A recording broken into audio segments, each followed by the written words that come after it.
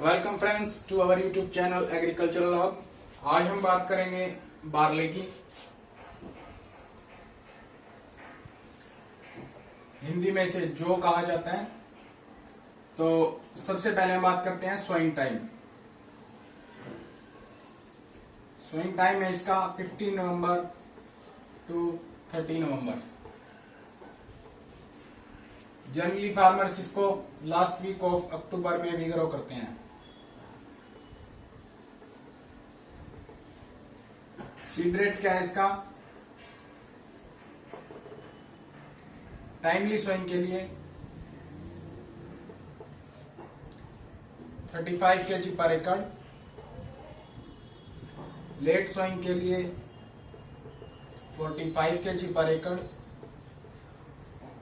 And for rain fade condition, जहां पर पूरी फसल वर्षा पर निर्भर करती है, वहां पर 30 kg पर एकड़। फर्टिलाइजर डोज की बात करें, NPK इरिगेटेड कंडीशन में 24 kg nitrogen, 12 kg phosphorus and 12 kg potassium. और अनइरिगेटेड की बात करें, 12 kg nitrogen, 6 kg phosphorus and we will not apply potassium at all। अब हम बात करते हैं बार्ले की क्लासिफिकेशन, जो एग्जाम पॉइंट ऑफ व्यू से आपके लिए इंपॉर्टेंट है। तो बार्ले को साइंटिफिकली कहा जाता है हॉर्डियम वल्गारे और हॉर्डियम वल्गेयर। ये 6 रो बार्ले है।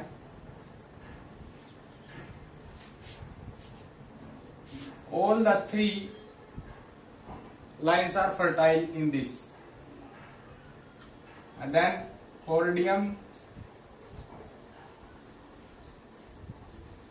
irregular, which is a 2-row barley, and Hordeum disticum is also 2-row barley।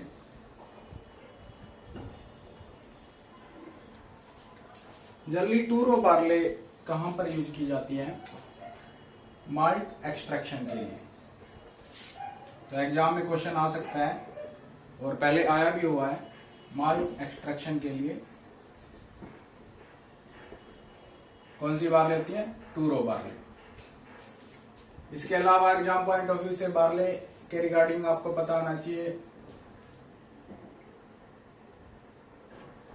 Protein content,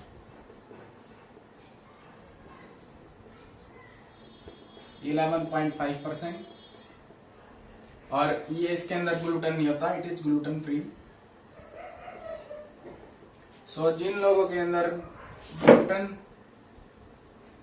intolerance होती है, जो लोग व्हीट को डाइजेस्ट नहीं कर पाते, उनके अंदर बीमारी हो जाती है सीलिएक डिजीज, तो वो एज एन अल्टरनेट बार्ले को यूज कर सकते हैं। और अब हम बात करते हैं हमारी नेक्स्ट क्रॉप की। हमारी नेक्स्ट क्रॉप है मेज। साइंटिफिकली से जी मेज बोला जाता है। Chromosome number 2n equal to 20। All over year maize को ग्रो किया जाता है, इसलिए इसको क्लासिफाई किया जाता है रबी मेज और खरीफ मेज में।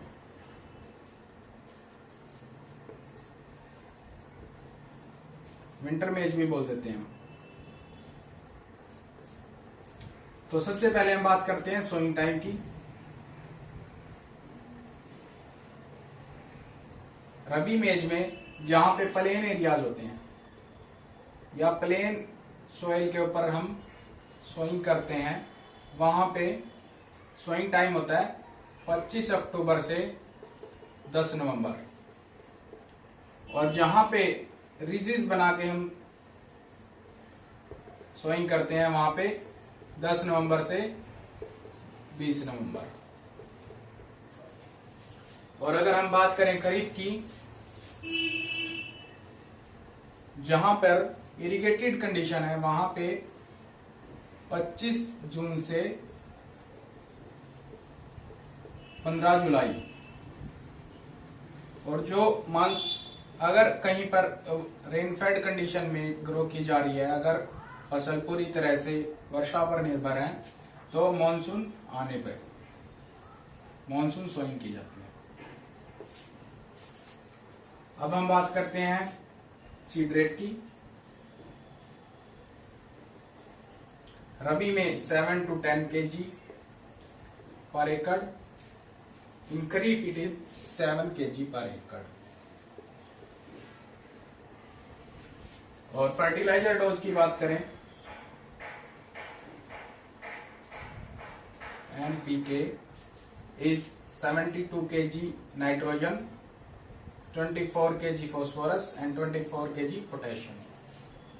और इन दिस हम अप्लाई करते हैं 60 kg नाइट्रोजन, 25 kg फॉस्फोरस और 25 kg पोटेशियम। ये था हमारा बेसिक मेज के बारे में। अब हम बात करते हैं एग्जाम पॉइंट ऑफ व्यू से मेज में क्या important points for exam point of view. सबसे पहले मेज हाई यील्ड पोटेंशियल होता है इसके अंदर।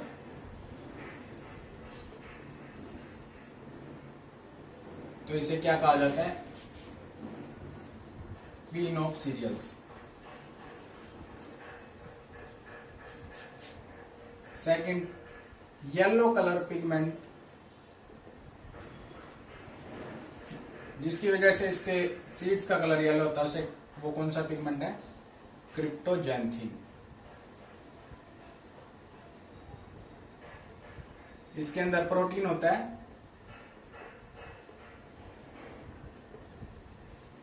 जेन।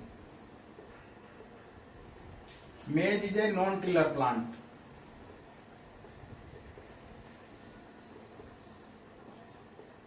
It is very important. और हम बात करें मेज की, it is a monoecious plant, मतलब मेल और फीमेल पार्ट अलग अलग जगह पे होते हैं। और मेल पार्ट को कहते हैं हम टेसल, फीमेल पार्ट को कहते हैं सिल्क। क्यों कहते हैं? इसमें स्टाइलेट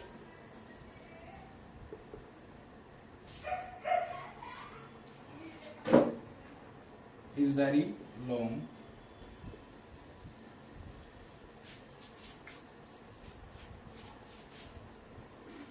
एंड जो कंप्लीटली मेज के ऊपर डिपेंडेंट होते हैं, रेगुलर कंजप्शन करते हैं मेज का, और अदर सीरियल्स कम खाते हैं, तो उनके अंदर डिजीज हो जाती है पेलाग्रा।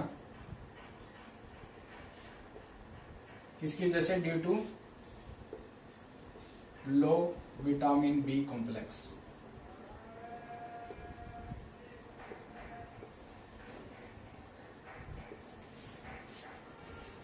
मेज इज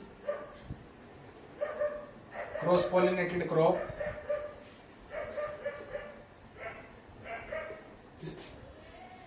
वाटर लॉकिंग सेंसिटिव,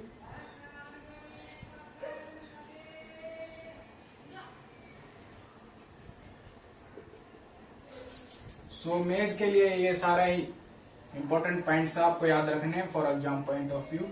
और अब हम नेक्स्ट वीडियो में खरीफ सीरियल्स करेंगे।